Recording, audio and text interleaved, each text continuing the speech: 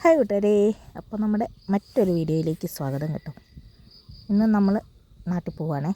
അപ്പോൾ രാവിലത്തെ ബസ്സിന് പോകാൻ വേണ്ടി എന്നിട്ട് യാത്ര ചെയ്തുകൊണ്ടിരിക്കുകയാണ് കേട്ടോ.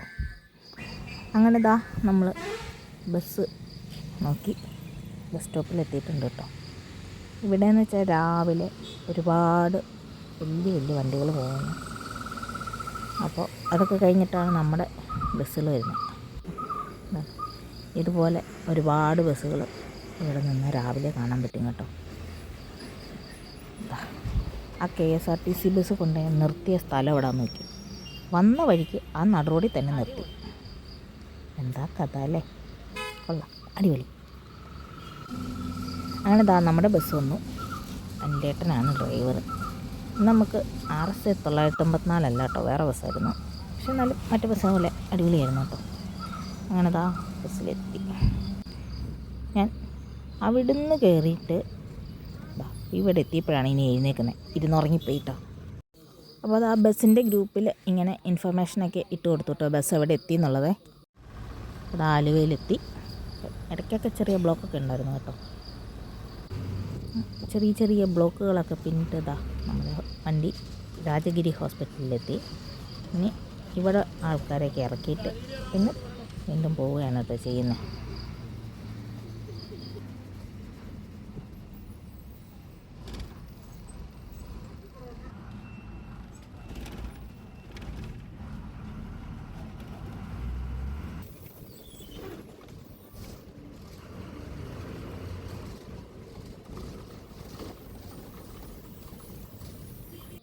അങ്ങനെ ഞാനിരുന്ന സൈഡിൽ ഫുള്ള് വെയിലായി.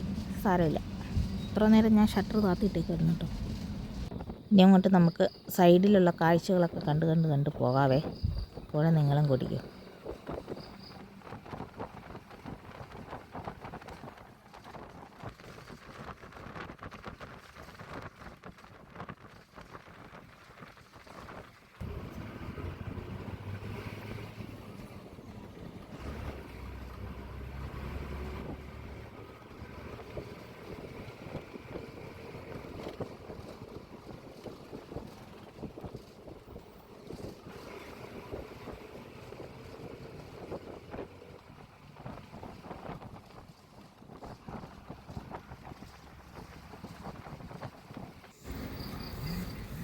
അങ്ങനെ നമ്മൾ മൂവാറ്റുപുഴയിലേക്ക് എത്താറായി കേട്ടോ.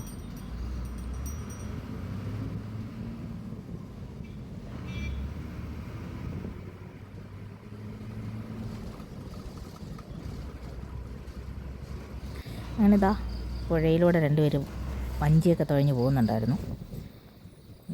നമ്മൾ കച്ചേരി താഴത്ത് എത്തിയിട്ടുണ്ട്.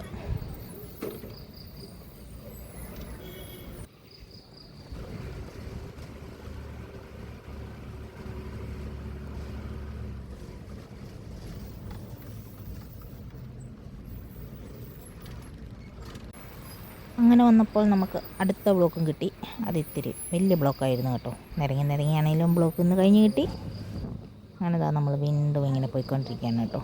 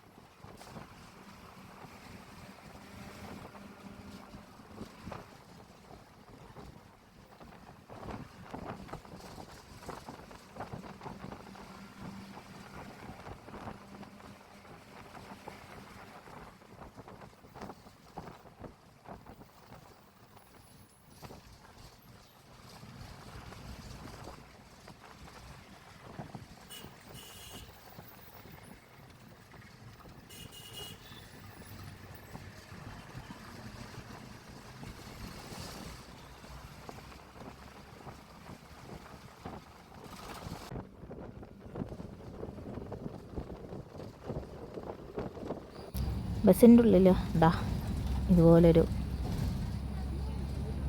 എഴുത്തുണ്ടായിരുന്നു കേട്ടോ, വോട്ട് പവർഫുള്ളാണെന്നൊക്കെ പറഞ്ഞ്.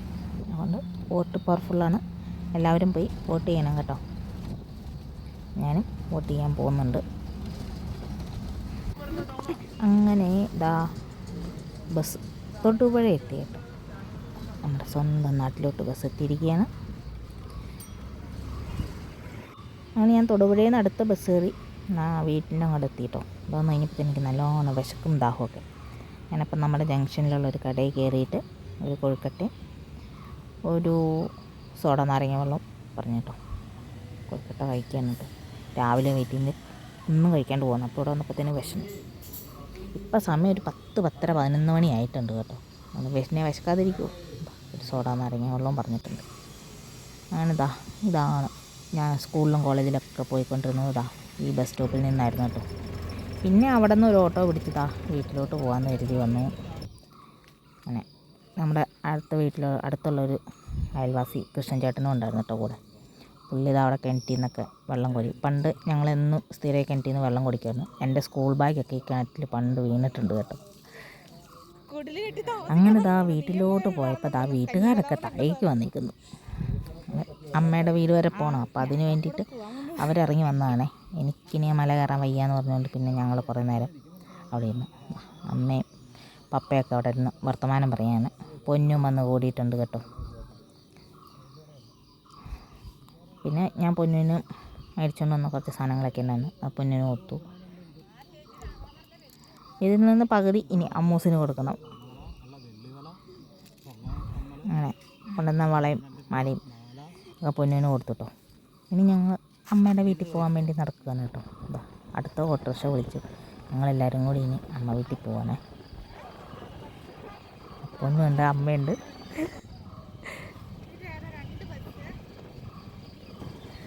അപ്പ ഫ്രണ്ടിലിരിക്കുന്നുണ്ട്.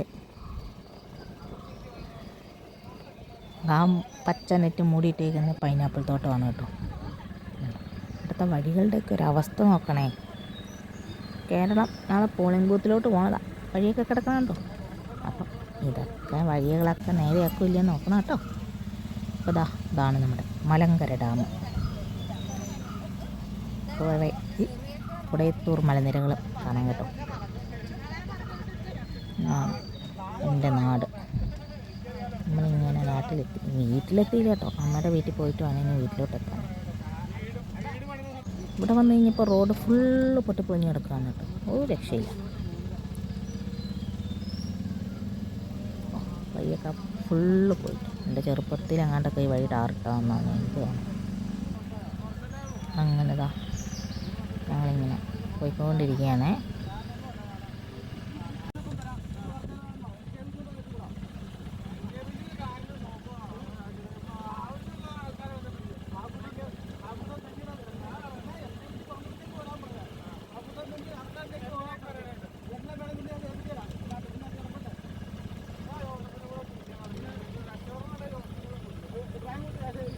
ഇത് റബ്ബർ ഫുള്ള് മലങ്കര എസ്റ്റേറ്റാണ്.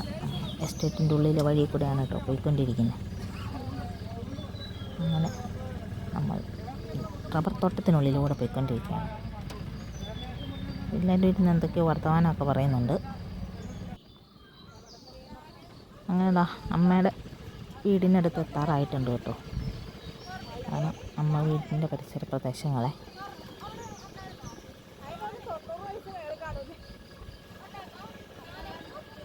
ഇവിടെ വെച്ച് ഞങ്ങൾ പണ്ട് പ്രേതത്തിനെ കണ്ടിട്ടുണ്ട്. സത്യമായിട്ടും നാണയമല്ല കേട്ടോ. അതിൻ്റെ കഥ ഞാൻ വേറെ വീഡിയോ ആയിട്ട് ചെയ്യാവേ. പണ്ട് ഇവിടെയൊക്കെ ചെറിയ ചെറിയ വീടുകളായിരുന്നു. ഇപ്പോൾ അവരൊക്കെ വീട് മാറ്റി വലിയ വലിയ വീടുകളാക്കിയിട്ടു.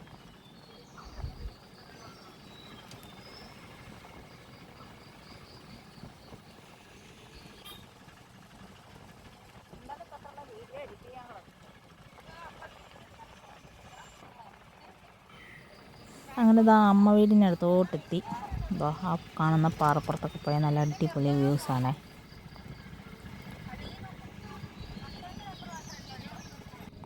അത് നമ്മൾ അമ്മ വീട്ടിലൊക്കെ പോയി അവിടെ നിന്ന് തിരിച്ചു പോന്നു കേട്ടോ. പിന്നെ ഇത് നമ്മുടെ അങ്ങോട്ടുള്ള ജലസേചന പദ്ധതിയുടെ പുതിയ പ്ലാന്റും കാര്യങ്ങളൊക്കെയാണ്.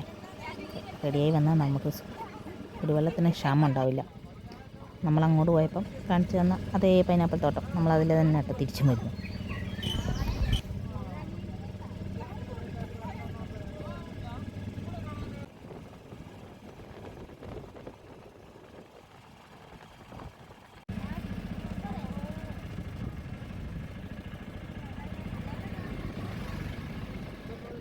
അങ്ങനെ ഞാൻ വീട്ടിലെത്തി കഴിഞ്ഞപ്പോൾ ഇവിടുത്തെ പട്ടികളൊന്നും എന്നെ കണ്ടറിയില്ല. അതുകൊണ്ട് അതുങ്ങളൊക്കെ എന്നെ കുരച്ച് പേടിപ്പിക്കാൻ നോക്കി.